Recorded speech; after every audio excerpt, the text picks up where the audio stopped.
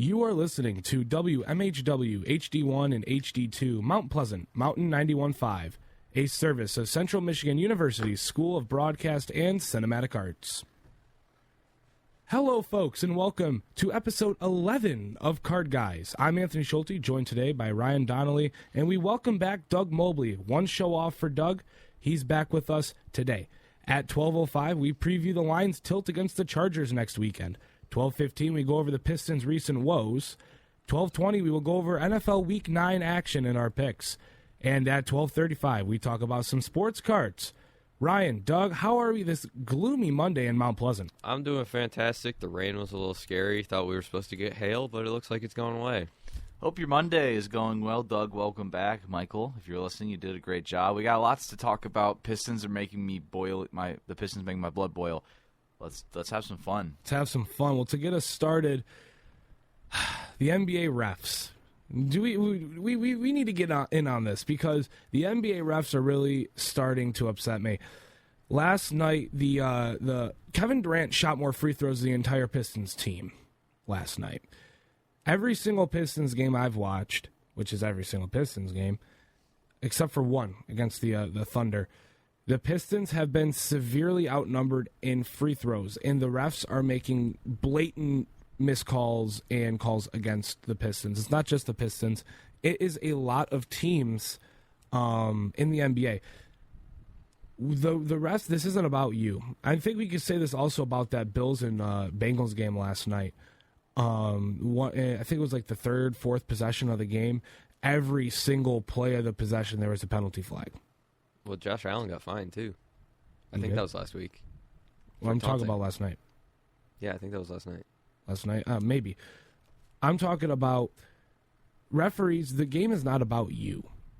And nobody's paying money or watching on TV to see some dude in a zebra shirt say penalty after penalty after tacky penalty.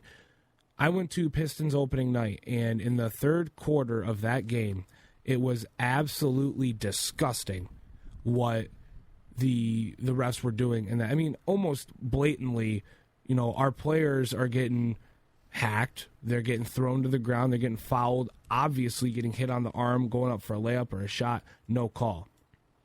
And then you have these ticky-tacky calls on the other end where it's like, okay, where's this on our end? And it's just very annoying watching these games, and it's just either foul after foul or foul against your team after foul against your team. Or like last night, I had no rooting interest in Bills Bengals. I just wanted a good game. And that entire second quarter, or in part of the second quarter, I'm watching just every single play, flag.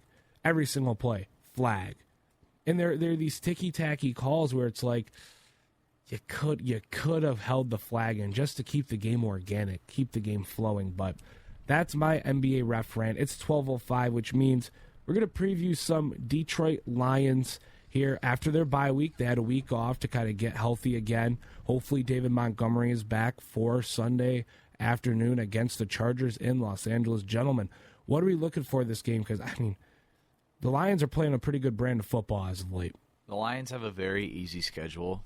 I'd say, like, after that Ravens game, we have a very easy schedule. Like, we played Las Vegas a couple weeks ago. We have Chargers, which that's going to be tough because they play tonight, actually. They played tonight against the Jets, and then they got 6 days to rest up, practice, and heal against one of the top teams in the NFL. And then Sunday, which I feel like, I looked this up, they're going to move to prime time.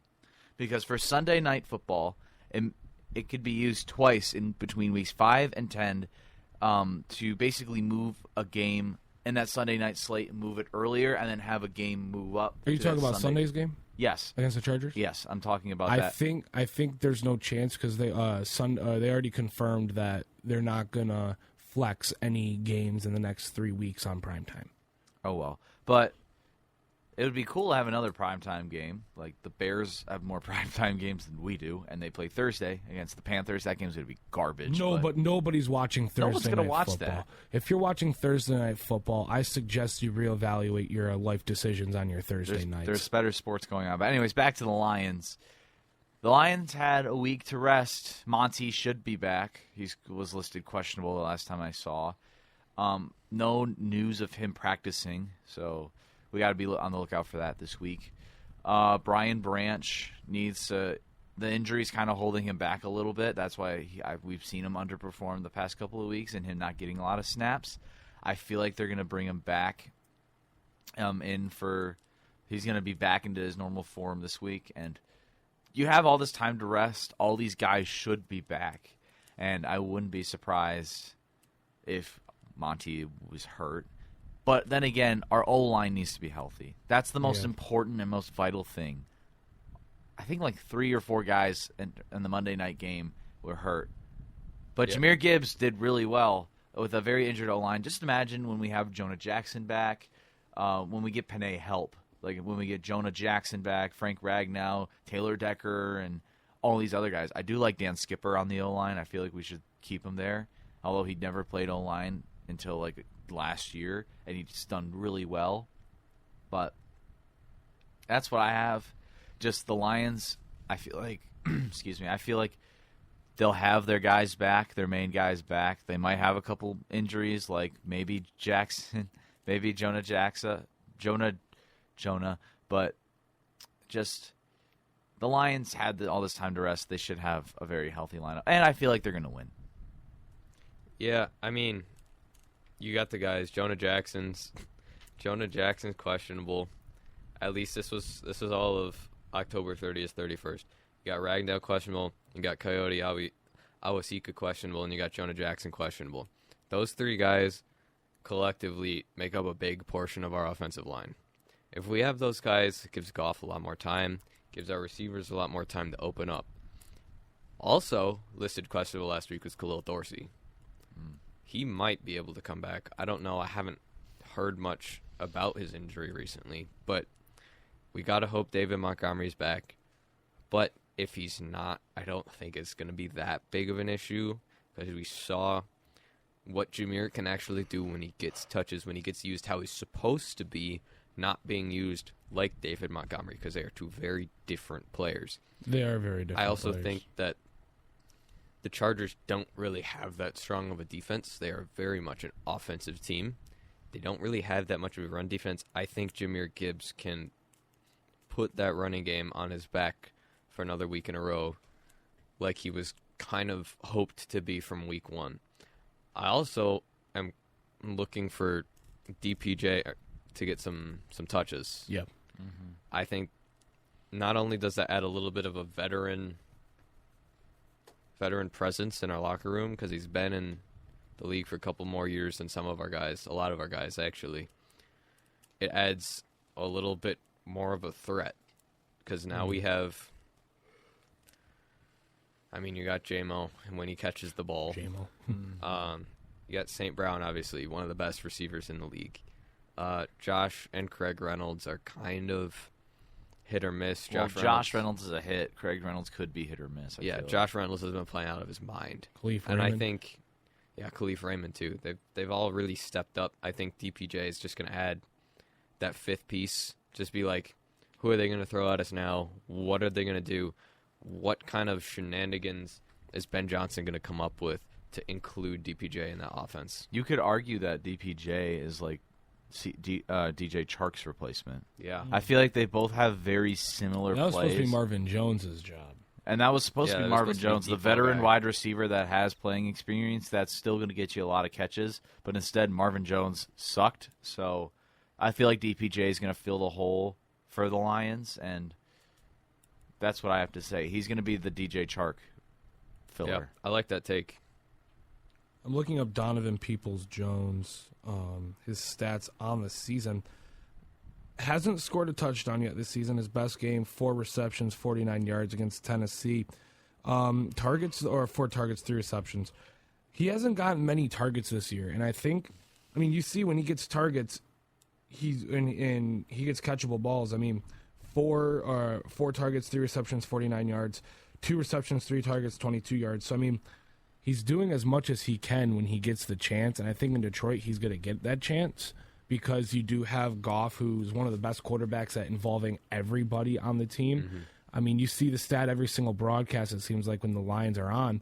You see a stat saying, Jared Goff has used 9 of his 10 targets of the day, or he's hit 10 of his 11 targets of the day, or possible targets. So I think with Peoples-Jones here, I think Jared Goff, he seems to get the best out of all of his receivers. So I think with Laporta and St. Brown and Josh Reynolds, I think Peoples-Jones comes in here as a solid wide receiver 3 that's going to get maybe 7 or 8 targets, 9 targets maybe a game compared to the 2, 3, 4 that he was in Cleveland. Cleveland was really underutilizing DPJ. I think it's going to be a shootout this game in Los Angeles because both defenses are, I think the Lions defense still has a lot of work to get better. They've been playing good, but there's a lot of room to get better, and I think the Chargers defense just sucks.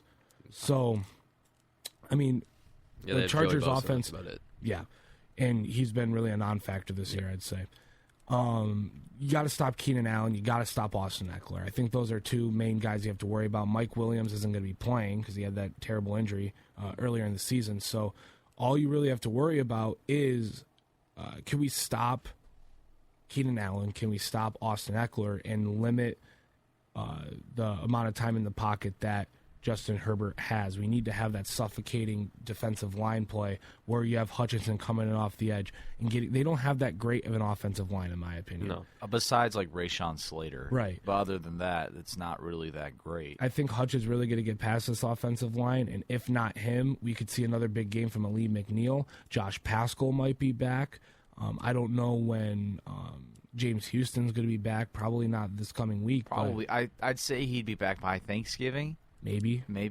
Who knows? I haven't seen really an injury report on him recently. I just saw that he's close to coming back or close to being healthy. So, who knows who's be playing for this on this defensive line, or who's be healthy, who's going to be injured, what's going to happen this week in practice? Because remember, 1 week I think it was against was it the Ravens or it was sometime recently where during the week we were all healthy, ready to go. And then that last practice on that Friday or Saturday, everybody got hurt. That was, I believe that was Baltimore. Yeah, that was the Ravens game. It was a Ravens game. So who knows what can happen this week. But if we're going into this thing as healthy as possible, I think the Lions can escape. It'll be a high-scoring affair, really high-scoring game. But it's 12-15, which means we're going to talk about some of the Pistons' recent losing streak and what's been going on there. I don't want to say I'm starting to lose faith in Monty Williams, but what are we doing here? Because this defense yesterday, Eric Gordon is slicing your defense up, problem. Killian Hayes is playing 39 minutes against the Pelicans, problem. Monty, I know you got fired from Phoenix and you were a great coach in Phoenix, but why did you get fired? What I've seen so far this season from Monty Williams is, there are some improvements on defense, but this team cannot catch the ball to save their life. They're playing hot potato with the pill, and it's not working. Killian Hayes is playing, 34 minutes a game? I have that. Why is he playing starter minutes? Why isn't Sasser starting? If Sasser hasn't earned the starting spot yet, look, I'm not a fan of 2 rookies starting, but at this point, I'd rather throw a pine cone out there than Killian Hayes. Yeah. Killian Hayes is an abysmal player. He's only a little bit of a plus on defense and such a significant negative next to Cade Cunningham. Put a shooter next to Cade while Alec Burks is out, while Boyan's out, while Monte's out. I think when Boyan comes back and Oster's at the 2, we'll be fine. But when Oster's at the 3 and we're missing Boyan and Burks and all of our shooters, put Sasser in the starting lineup. You're on the second end of a back-to-back. Make those adjustments. I want to see tonight when I have the starting lineups pop up on my screen, I want to see Marcus Sasser next to Cade Cunningham. They played so well together last night against the Phoenix Suns. The defense needs to improve from last night. Tonight, we have the Warriors, a back-to-back. We played an afternoon game yesterday. Hopefully that gives us a little bit more time to rest. Maybe last night the boys went to bed early because you don't deserve to stay up late after that one. No. You did not earn anything after last night's performance. You got blown out by a team with only Kevin Durant and Eric Gordon, who deserves to be an NBA analyst at this point with how old he's getting. You let Eric Gordon drop, 20 21, 22 on you. He missed one shot. Eric Gordon. This dude couldn't make it on the Clippers. He comes to the Suns on a minimum deal and he's slicing and dicing you up.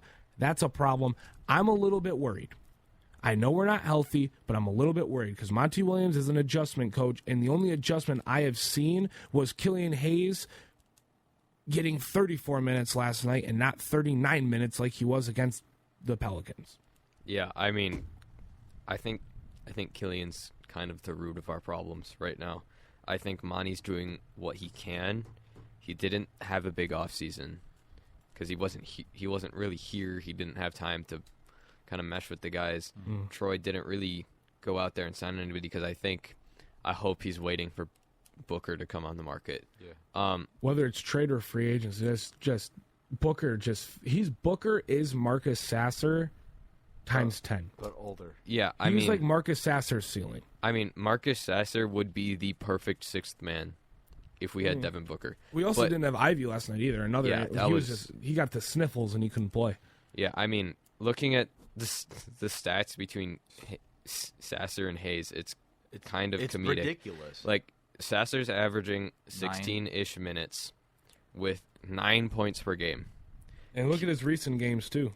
I know. It's insane. And Killian's averaging almost 30 with 8 points per game. What really is, like, setting them apart right now, though, is their shooting splits. Let's see. Marcus Sasser's not only averaging more field goals made, he's also got a nice 58% field goal percentage.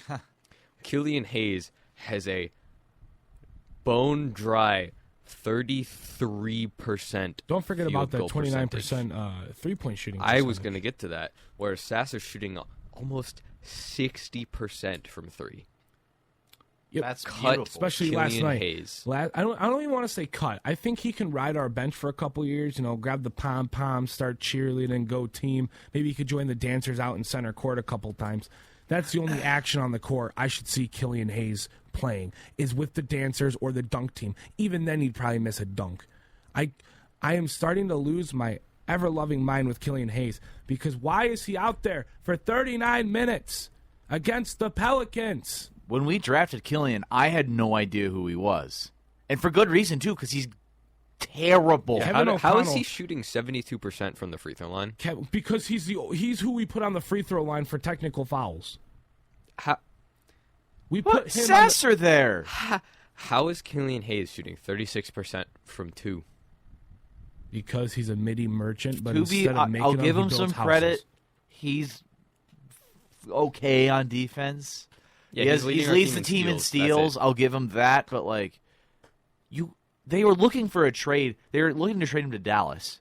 Why did that trade not go As through? I first reported. Yeah. But just start Sasser. I'm not really, again. Hey, Sasser made the game day graphic for the Pistons. I understand that you don't really like to start two rookies in the same lineup. But then again, I think right now, when all of our shooters are hurt and all of our vets are hurt, we're too young. This team is very young. We might be the second youngest team in the league. Last thing I want to say about the Pistons before we move on to our NFL picks from last week. Cade Cunningham, I want to give him his flowers because this has been an incredible start to the season after some people are writing him off after an injury. Some people were like, hey, Cade Cunningham's not going to be that guy. Coming off an injury. He's going to take some time. This kid's averaging 23 points, 7 assists, 3 rebounds, which his job is not to rebound the ball. And even then, we can't grab a defensive rebound to save our life. He's averaging 0.6 steals, which in a short season, that's pretty good. That means, you got 3 or 4 steals on the young season. The one thing that people look at right now with Cade Cunningham is the turnovers. He's at 5.6 per game. Let's go over the list of turnovers per game in the NBA. Luka Doncic is at 4.8. Giannis Antetokounmpo, 4.4. LeBron James, who leads the league all time in turnovers, mind you, 4.1. Kevin Durant, 4. Marcus Smart, 4. Scoot Henderson, 4. Trae Young, 3.8. Ladies and gentlemen, Cade Cunningham is averaging 5.6 turnovers per game. But what is something that all but one of or two of those players have in common? They have competent teams around them that know how to win basketball games. The only two I won't mention are Smart and Henderson because both their teams are booty.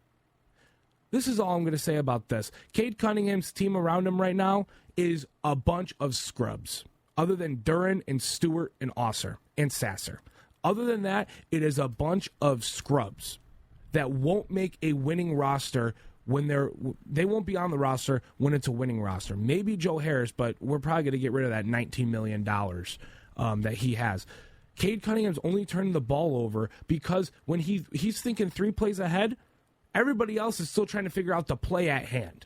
He tries to lead a pass. I saw it yesterday. He tried to lead Stewart with a pass, and Stewart didn't even jump, and it got picked off. That's what I'm saying. 3 of the turnovers are just Cade coming back from injury and readjusting. I'd say. Don't worry about the turnovers. Cade Cunningham is playing at an all-star level. Go ahead. At least we're not the Washington Wizards. No. At least we don't have okay, the Jordan Washington Poole. Wizards can have fun watching Jordan Poole and Kyle Kuzma do whatever they want on the basketball court. And at least we're not the Memphis Grizzlies. No. Well, here's the thing. Memphis is good when they have Ja, and they don't have Ja, and they won their first game against Portland last night. Barely. It's Barely. like a Trey J, Jaren Jackson Jr. On Michigan State paper, legend, I'd say the and Grizzlies look good. It's I this really is- feel for Marcus Smart.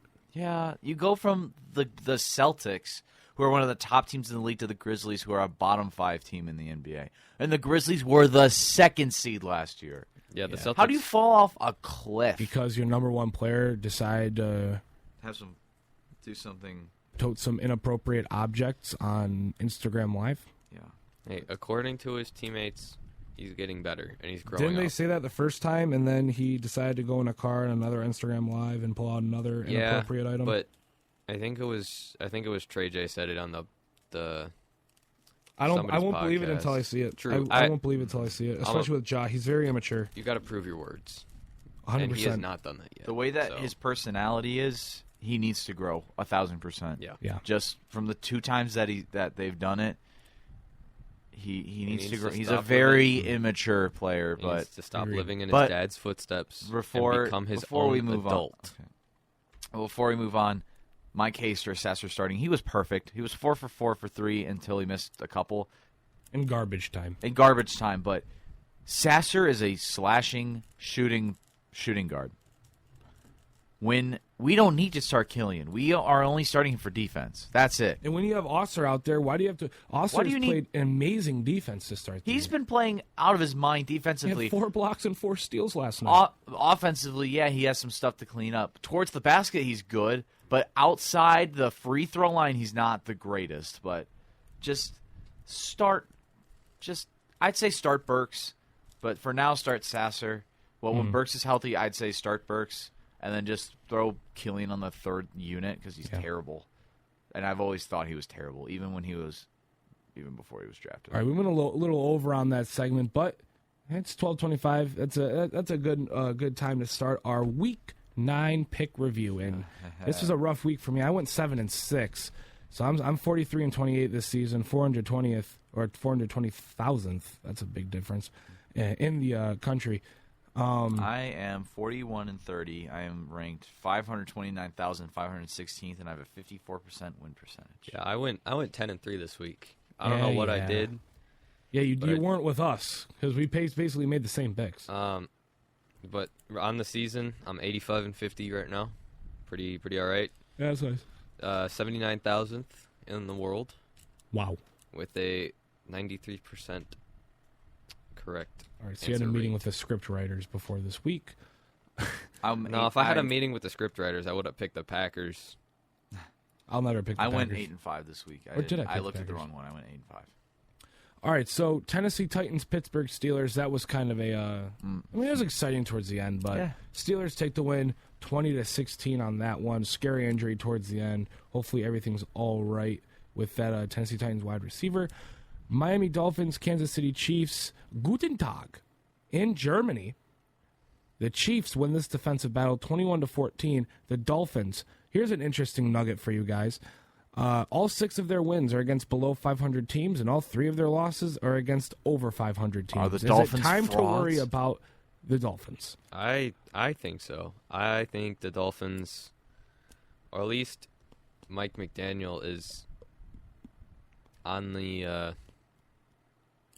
he's on the media side of things more than he is the actual coaching side. Yeah. I think he's trying to be too much of that weird, quirky guy that knows his The way around relatable football. dude. Yeah. That's kind of funny and not angry all the time, like some head coaches. But I think something needs to change, because when you are losing to good teams, When your offense can't put together anything, when you have Tua, Waddle, Mostert, And and Tyreek. Tyreek Hill, that is where. And Kansas City's got a good defense, but it's but not it's the best. not the best. And The Lions tore them up. I guess you have to give him the fact that their star rookie running back is hurt. Yeah, but Mostert was good yesterday Mostert's too. been incredible this entire season, and I don't think that should really change anything for them. So I also do agree with you. I think, are the Dolphins frauds? I don't think so. they're on fraud alert. They're on right fraud now. alert for sure, but Yeah, just a change needs to be made. I think the AFC is wide open. Yes, I believe that, but a majority of it is Devon Achane being hurt and him having those 2 bursts of a weeks. Just having him back would help a little bit, but Ramsey coming back a couple weeks ago helped. I wouldn't be worried, especially if Achane comes back, but yeah, I think they're on fraud watch. I think the AFC is even more wide open now after the Bengals won, the Bills lost, the Dolphins lost. I mean, are the Chiefs really going to make it again? I don't want No, that. the Ravens are going to absolutely maul them in the AFC Do they Championship. play each other this year? I don't know, I don't but know. I think But that'll be prime time. I think the Ravens are just going to absolutely destroy I think if them. that's the AFC Championship, Ravens and Chiefs, we're in for a treat. And then the Lions meet them in the Super Bowl and get their revenge. Oh, that With sounds good. everybody healthy, too. That sounds good. All right, moving on. Rams and Packers. The Packers sadly may take that I one picked the 23. Rams. I picked What the the heck is Rams. going on in L.A.? Nothing. They're the most mediocre and not exciting team in the entire league, and they're missing Matthew Stafford. But Yeah, it's a big hurt for them. yeah, the Packers take that one. And ever since Cooper Kupp came back, the Rams have looked a little questionable. Maybe. Is it because Who of knows? Maybe it's time to trade him to Detroit. No. I like that idea. I like it, but I don't know. Moving on to the Ravens and the Seahawks. The Ravens absolutely maul the Hawks 37-3. And at least the Lions scored 6 against this Ravens team. At least we have a touchdown. How did the Cardinals score 20? How did the Cardinals score 21 against this Ravens team? Two words. Trade Josh McBride. Dobbs. Josh Dobbs. Hey, speaking of Josh Dobbs, the Vikings and Falcons, Josh Dobbs, he's going to be a thorn in our side, the Lions side this year. Ladies and gentlemen, Vikings we're and witnessing a Josh Dobbs masterclass. Josh Dobbs is going to win Comeback Player of the Year. Yeah, 100%. Oh my God. Well, this time they don't have DeMar Hamlin basically taking that award. Browns, Cardinals, 27-0. Not much. That was a gimme. Not much of a game there. They started. I don't even remember who they started. I can look it up real fast. He's some guy that got negative points. I know that. Clayton Tune. Yep, Clayton Tune. Who the heck is him? Clayton Tune had 58 yards, 2 interceptions, and a fumble. He's terrible. That's the That's reason why I they almost got picked shut him up in out. fantasy. And the Browns put up 23 What happened points to for me in Kyler? fantasy. Kyler? He didn't Yeah. play, so there's no point of him anymore. I dropped him. Why is he not playing? He wasn't playing because he wasn't cleared. Oh, that's dumb. Gosh dang it, Siri. Sorry. So Commanders and Patriots 20-17. Commanders won. Close game. Close game. Battle of the Battle of the bottom. of the bottom of the barrel. Over there in New England. 5 times fast. There No, was thank you. in that game there was a questionable roughing the passer call, which wasn't roughing the passer, but I don't know. Commanders win. Commanders won that one. Saints and Bears. The Bears lose again. The Bears, their Cinderella runs over. 24-17. The Saints looking like a solid team. Not a great team, but a solid team for sure down New Orleans. The Buccaneers and the Texans. The Texans in what a game from C.J. Stroud. What was that? 470 yards, setting the all-time rookie record in passing yards in a game. 5 tutties. And the Texans take that on a game-winning touchdown throw from C.J. Stroud, 39-37, absolute shootout. And America's upset, I guess, because they're the only team under 50% pick that won this week. And frequent card guys, NFL player Nico Collins only put up 14 for me in fantasy. Yeah, Tank Dell got me almost 30, buddy. Doug, you just dropped Kevin Herter and added Gordon Hayward to your fantasy basketball team. Mm-hmm. Good move. Yeah, Kevin Herter's not doing well. Yep, so you just traded Hayward for Herter. And hopefully Hayward does you good this week. Hey, he's averaging 37 points. Herter was averaging 17. Fair enough. Colts and Panthers. Colts absolutely take care of the Panthers. Bryce Young, what's going on, buddy? What's going on with Bryce Young? He plays for Carolina. Fair enough, yep. His O-line is terrible, but he has a decent receiving core. Yeah, the only receiver he has is Adam Thielen, who's old. If you put Bryce Young on the Texans, does Bryce Young do what C.J. Stroud's doing? Yeah, I never liked Bryce Young, I'll be honest. I never liked him as a player. I didn't think. Yeah, he's small, obviously. I never thought he was physically up to the task, and I think that's already starting to show. Right. So that was 27-13. The Colts taking that win, and then the Raiders take care of the Giants at home, 30-6. The Raiders. Big bounce back game from Las Vegas. After getting defeated by the Lions. I'd say the game of the week. Oh, my gosh, absolutely. Eagles and Cowboys, 28-23, the Eagles win. Dak was sleeping in his sleep number bed towards the end of the game. Our resident Cowboys fan, Mr. Ryan Donnelly. I'm a Lions fan, but the Cowboys have a sweet spot in my heart. But Ryan Donnelly is a Cowboys fan. I'm not a Cowboys fan. Yes, They're you my are. second favorite team. Shut up. You're a Cubs fan then. Uh-huh. But At least we've won a World Series in the last 10 years. That's true. But just I don't know what's happening. Mike McCarthy needs to make some changes, and it's Dak. It's all Dak. Our O-line is fine. Our wide receiver core is fine. Jalen Johnson, nice pickup there. Gosh, dang it, Dak. Yeah, he somehow brought a losable game to become a winnable game and still lost. Sometimes that's what happens when the Eagles are just significantly better than the Cowboys. Sunday Night Football, Bengals and Bills, 24-18. The Bengals take that one. The Bills are very questionable. Shout out resident card guy, Derek Steele. A friend of the program. Friend of the program, big Bills guy. I don't know how he's feeling after the end of this game, but we have not spoken to Derek since the conclusion of that contest. That's probably a good thing. Josh Allen. And then we have our picks, Chargers and Jets.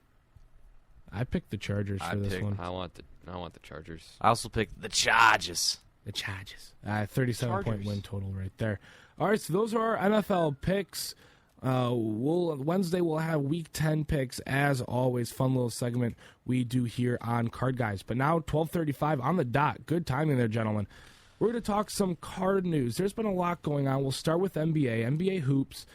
Getting delayed again to the 22nd release date. This is a big thing we've noticed with sports cards, NBA sports cards in general, how much they get delayed. I mean, last year, it took until January to get the first product out. Yeah, that was honestly terrible. I think that just goes to show Panini doesn't really care about basketball anymore. I think Panini has to care because that's all they got. They got that in UFC, and nobody buys UFC stuff.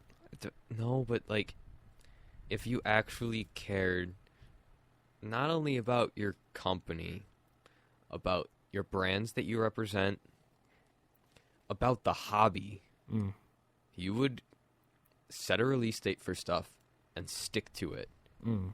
I think that's Topps is really just miles better. Well, they released when the Chrome McDonald's All-American would come out. It came out that same day. Topps OTE Inception came out when it was supposed to. Mind you, that's OTE. It's not it's not actual NBA. Same with the McDonald's I'm stuff. an Oscar though. But it's still basketball, and it still comes out when it's supposed to. I don't think I've seen a Topps product in a while that's been like delayed Without reason too. Like Panini just delays it. They don't even give a reason. And you mentioned Panini not caring. I think the whole thing with the NFL Origins, which is what you mentioned before before our show today. NFL Origins, they're first off the line just mess they have right now. Everybody in a hobby box is guaranteed, if you buy one, an RPA, a rookie patch auto card. And instead, if you got a first off the line box, which is basically like if you buy it first off the line, you get a special bonus. Instead of getting your guaranteed RPA, you just got extra first off the line bonuses. Yeah. Which it's like, yeah, that's cool, but you buy Origins for the RPAs that you're guaranteed. That's what people buy this for. And if you bought it more expensive, first off the line, especially resale, and you're not even getting what you're guaranteed, that's a big production error on Panini's end. And are they going to have any make rights? No. When's the last time Panini had a make right? Topps always has make rights. That's what they pride themselves on, is their make rights. Panini, I mean, you can't even get your redemption within a month. If you have a redemption, your redemption sometimes it takes people years to get redemptions that they order. Yeah, it's really sad what Panini has devolved to. Really, I think Fanatics just wants it. Like, Panini's not going to give it up, but I really would not be surprised if the NBA and the NBA Players Association comes together and it's like, we will sell our rights to Topps as well, to Fanatics. I don't think that's ever going to happen. And I was talking about this earlier this week. I don't think that's going to happen. I think Panini's always going to be an NBA thing. I think Panini and NBA have a good relationship to that point where the NBA does not care about sports cards. Heck, I don't even think the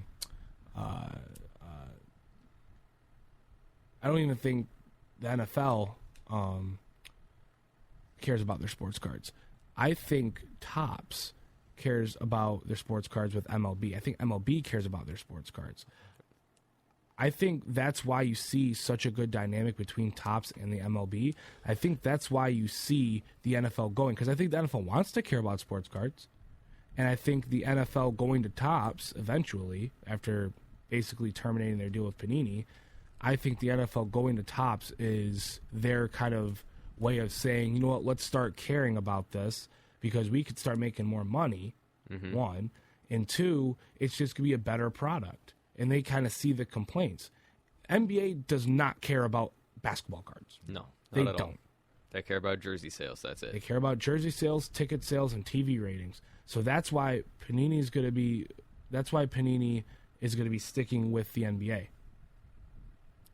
I mean, like, I don't know, this whole series of issues, it's like, why does the season start and last year's Mosaic comes out? That's right. That's something I will never understand. If a season starts, you shouldn't be releasing last year's stuff. I shouldn't be buying a product with Jaden Ivey rookie cards if we don't care about that rookie class anymore. No, and they do it the same thing for NFL. It's like, let's see, when did the last 2022 product come out? I don't know. NFL? I think that was like it was August. Even. No, it was August. And it was 2022 NFL. Why is that coming out a month before the season starts?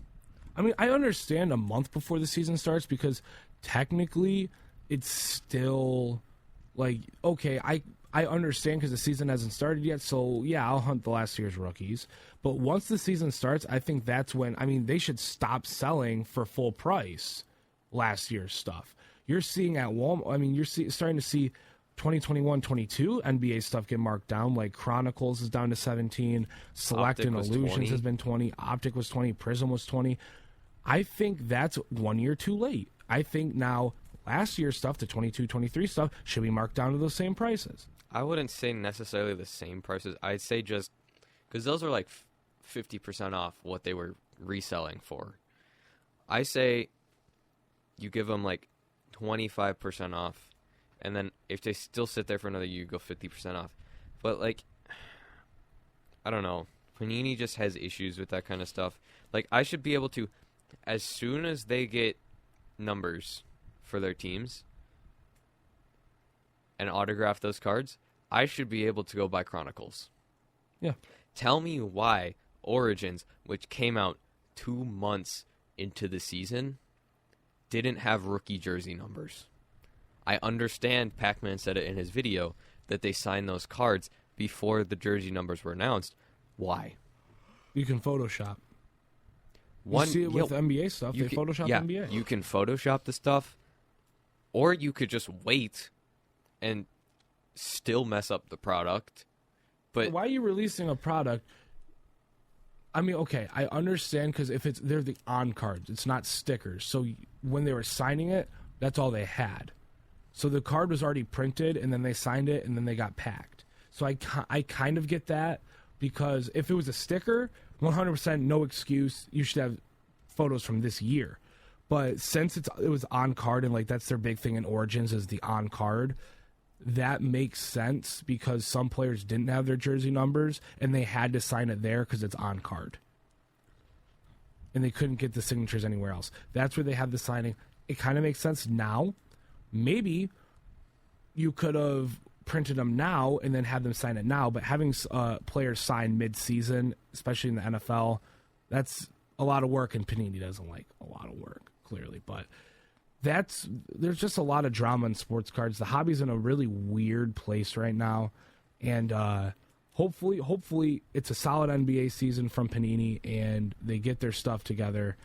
And hopefully they just release product this year. Hopefully there's not a lot of delay. Like if we see hoops get delayed until December, we're going to see the same thing as last year, where hoops is delayed till January.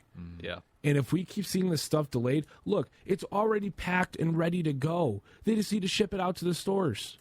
They've had these cards done since probably early October. Yeah. Because they're still going to use the rookie photo shoots.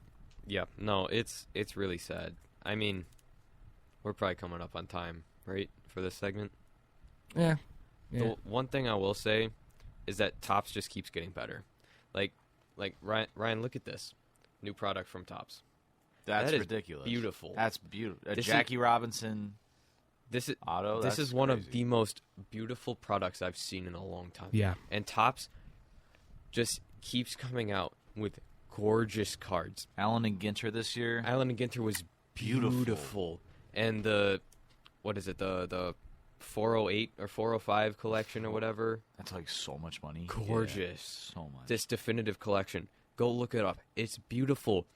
The Topps Bob Ross collaboration. That was one of the most cool sets of cards I've ever seen in my life.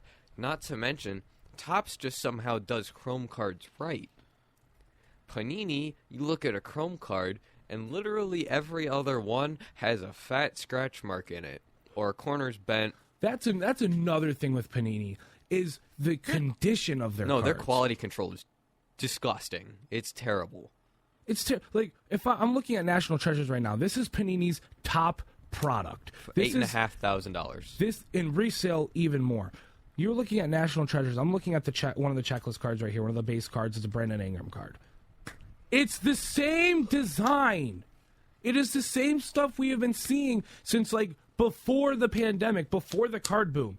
Stuff just has not changed. And I don't get it. You're looking at Topps, innovative, beautiful, different designs. Allen and Ginter is always a fun one. And you're seeing the same stuff with National Treasures. You saw it with Origins. Origins always comes in damaged. Cards are always damaged, scratched. You can't even get them graded. There's no point of getting them graded because now it's going to lose even more value if it didn't already lose enough value. You're looking at National Treasures for Panini. Again, their top product, and it's all scratched, dinged, messed up. The only cards that are not are the cards that are in the one touches that they give you, the three main cards you get that aren't in the pack. Mm-hmm. The cards that are in the pack, you kind of saw with the black release, they're stuck in it. Noir.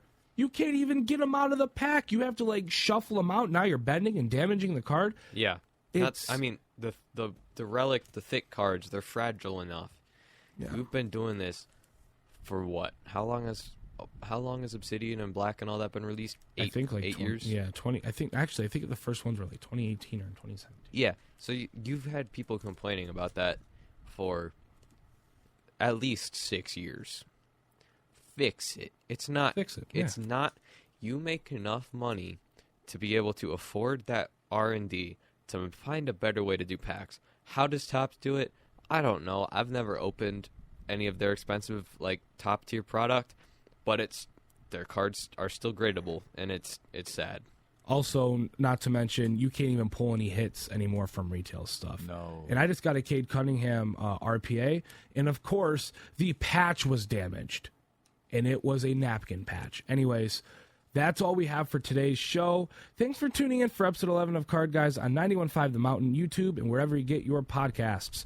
Join us Wednesday when we discuss our NFL Week 10 selections. We take a deep look into the state of the NBA and discuss the biggest rivalry in the MAC, CMU and WMU, Western Michigan. For my colleagues, Ryan Donnelly and Doug Mobley, I'm Anthony Schulte. So long, everybody. Love you, Have a Mom good and day, Dad. y'all. I'll see you Wednesday or Thursday. I don't know when I'll be back.